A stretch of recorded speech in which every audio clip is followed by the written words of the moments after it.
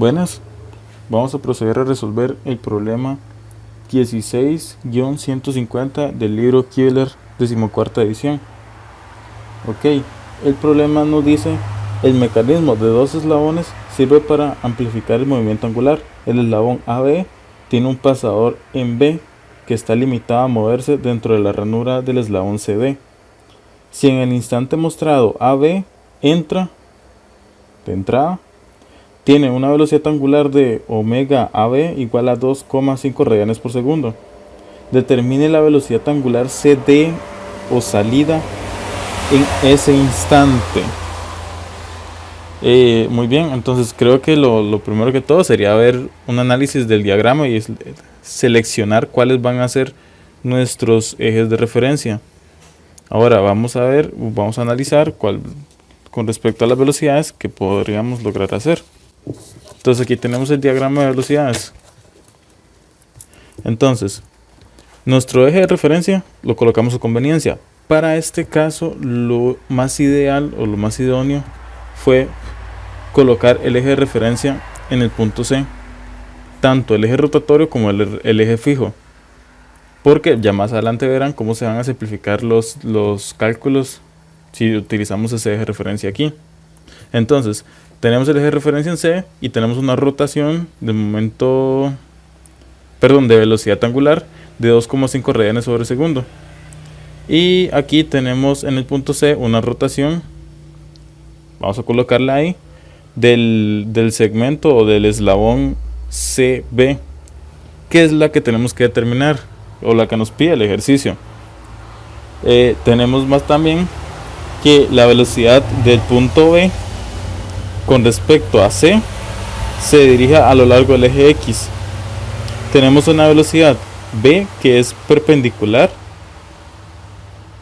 al radio AB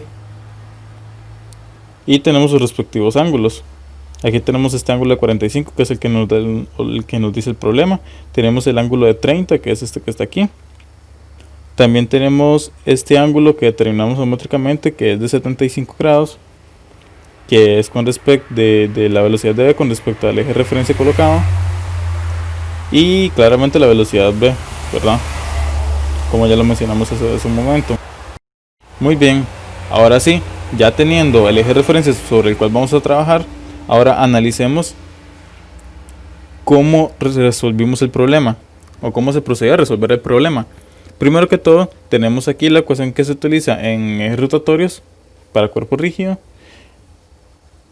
al analizar el punto B. Entonces tendríamos que la velocidad en el punto B va a ser igual a la velocidad en el punto A más la velocidad angular producto cruz, el radio de B con respecto de C más la velocidad de B con respecto de C. Ok, un detalle bastante importante, y es que debido al eje de coordenadas que colocamos, ya que su centro se encuentra en el punto C, este punto C no va a tener velocidad, o sea, la velocidad del punto C va a ser 0 con respecto al eje de referencia total, debido a que el eje de referencia rotatorio y total coinciden con el origen en este caso. Ahora sí, si observamos entonces esta ecuación, este valor de C se nos va a hacer 0. Entonces, de ahí es uno de los motivos por el cual utilizamos ese eje de referencia. Y en el caso de la velocidad de B con respecto de C, tendríamos entonces que iría en dirección hacia el centro sobre el eje X. En otras palabras, iría en el vector canónico menos I. Muy bien, entonces procederemos a calcular primero la velocidad en B, analizando la barra BA que se encuentra en rotación pura. Entonces, para determinar cuál es esta velocidad, aplicamos la ecuación de que la velocidad angular de la barra AB por el radio de B con respecto de A nos va a dar la rapidez, o sea, nos va a dar la magnitud de la velocidad de B, en cual para este caso es 0,46 metros sobre segundo. Ok, un dato importante aquí, o bueno, dos datos importantes, que es cómo se determinó este valor, el radio AB o BA. Porque si nos fijamos en el ejercicio no nos dan dicho valor. Y esto lo hacemos a través de un análisis geométrico respecto a estos ángulos. Entonces, tenemos que este ángulo de acá con respecto al horizontal es 45. Y como el ángulo total es 90 grados, este ángulo interno va a ser de 45. Tenemos que en el punto C, este ángulo con respecto al horizontal es un ángulo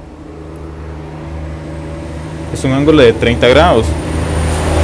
Ahora bien,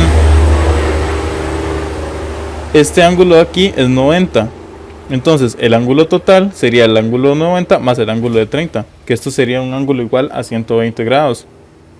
Y si sumamos todos los ángulos internos, que la suma de ellos tiene que dar 180, calculamos este otro ángulo, el ángulo de aquí, que nos daría 15 grados. Ahora, teniendo eso, ya tenemos cuál es la dirección de la velocidad v con respecto a nuestro eje de referencia. Procederíamos ya a terminar de operar la ecuación planteada inicialmente. Entonces tendríamos aquí que, ya como lo hemos dicho anteriormente, la velocidad c se nos hace 0. Entonces la ecuación nos quedaría que la velocidad de v va a ser igual a la velocidad angular de C a D, o del punto C del eslabón CD, producto cruz, el radio de v con respecto de C, más la velocidad de v con respecto de C. Un detalle bastante importante que se puede resaltar aquí. Si se fijan, aquí estamos utilizando la letra omega mayúscula, que es la misma que tenemos aquí. Omega mayúscula la utilizamos para describir cuál es la velocidad angular del eje rotatorio con respecto al eje normal. Perdón, al eje fijo de referencia. Para este caso, como el eje fijo de referencia coincide con el eje rotatorio, podemos determinar de una vez que este omega mayúscula va a ser este omega, que es la velocidad angular del eslabón CD, que es el que nos piden en el ejercicio. Entonces eso es pura cuestión de notación. Ahora vamos a ver cómo siguió el procedimiento del ejercicio. Ya en el momento que ya quedamos aquí, vamos a descomponer sí, claro, se podría decir que vamos a descomponer en sus componentes cada una la ecuación vectorial. Entonces tendríamos que menos WD, esto está en dirección a menos K, sería producto cruz del radio de V con respecto de C, que este radio de V con respecto de C, si nos fijamos aquí, si nos fijamos en el eje de referencia que estamos colocando, el radio de V con respecto de C va a ser nada más sobre el eje X y sería de acá a acá, por lo tanto sería negativo. Otra de las razones por las cuales se escogió este eje de referencia para hacer más sencillo el problema, que sería menos 0,150. Evidentemente hay que recalcar que estamos pasando las unidades de medida a metros, porque en el problema nos lo dan en milímetros. Muy bien, ok, prosigamos. Más la velocidad de v con respecto de c, y ya teníamos la dirección que sería en menos i. Ahora, si aplicamos este producto cruz, un detalle importante aquí, este producto cruz, es que los signos tienen que ir de acuerdo al producto cruz o a la regla de la mano derecha. En este caso estamos hablando de un componente menos k, que lo tenemos aquí, cruz menos j. Entonces si utilizamos la regla de la mano derecha aquí, vamos a ver que si usamos menos k, sería en esta dirección menos k, y dirigimos nuestros dedos hacia menos i, que es la dirección que está ahí, sería hacia acá. Entonces sería cruz menos k, cruz menos i, y según la regla de la mano derecha esto significa que iría en esta dirección. Entonces sería la dirección j positivo, que es la que tenemos aquí. Ya al llegar a este punto tendríamos o podríamos formar un sistema de ecuaciones, debido a que claramente si vemos la ecuación vectorial total, aquí tendríamos dos incógnitas, que sería la velocidad angular CD y la velocidad dB con respecto a C. Pero en el momento que pasamos de esta ecuación vectorial a escalar con respecto al vector J, ya aquí tenemos una ecuación directa que nos da cuál va a ser el valor de nuestra velocidad angular en CD, que es, en este caso sería 2,95 radianes sobre segundo. Muy bien, claramente el problema es muy sencillo debido a que se cancelan muchos de los factores, pero el análisis radica en saber dónde vamos a colocar el eje de referencia. Porque si hubiésemos colocado el eje de referencia de una manera distinta, el problema se nos hubiese complicado de otra manera. Y ya ahí por supuesto que habría mucho más margen de error al respecto. En el problema no mencionaban nada de aceleraciones, sin embargo sí sería bueno tomar en cuenta, o al menos gráficamente se podría hacer análisis de las aceleraciones. No vamos a calcular nada, pero vamos a notar o a revisar qué direcciones tendrían las aceleraciones para este caso. Entonces pasamos aquí ahora al diagrama de aceleraciones que tenía hecho anteriormente. Claramente, cuando hablamos de aceleraciones, el problema se suele complicar un poquito más, ¿verdad? Muy bien, ahora haciendo este análisis, bueno, primero que todo tenemos el mismo eje de referencia, ¿verdad? Anteriormente, el eje fijo y el eje rotatorio coincidenten en el mismo punto. En el ejercicio no nos dicen si las velocidades angulares son constantes o no. Cuando en un ejercicio no nos dicen eso, suponemos que sí hay aceleración angular.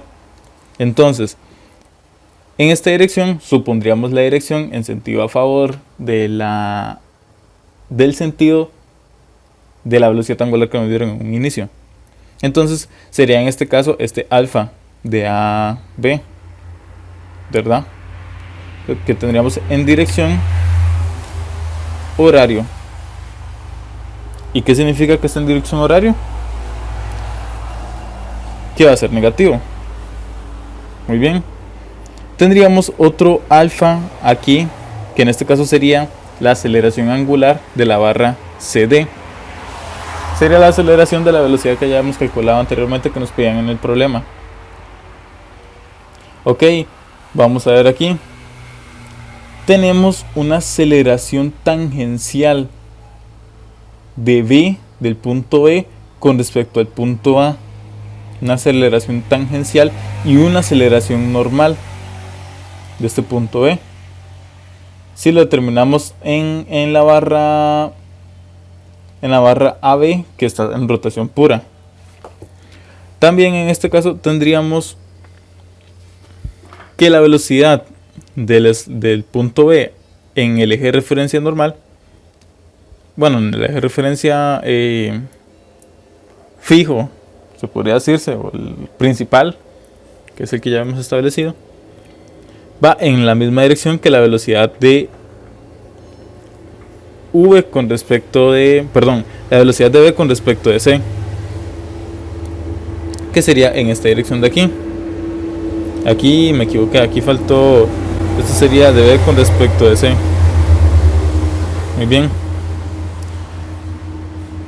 Hay un detalle aquí importante, que como el eje fijo, bueno, el eje rotatorio coincide con el eje fijo, aquí sí nos vamos a topar sí o sí con la aceleración de Coriolis, que en este caso iría hacia afuera, o sea, iría en dirección opuesta a esta aceleración de B con respecto de C.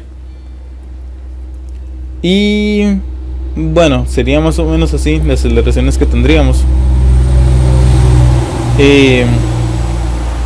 Sí, es un poquito más quisquilloso el análisis de aceleraciones, pero es sumamente importante saberlo, tenerlo en cuenta. Por eso quise introducirlo en el video, debido a que en el problema no lo pedía. Entonces, sería solo esto, sería nada más esto. Ya con esto ya más o menos tienen una noción de cómo resolver el problema. Se puede resolver de varias maneras utilizando otros ejes de referencia, tal y cual ya hablamos antes. Entonces, me despido, muchas gracias por su atención y espero que el video les haya servido aunque sea un poquitico para que hayan ganado una noción o hayan aprendido algo nuevo, y me disculpo también de los errores que puedo haber cometido en el transcurso del video. Muchas gracias.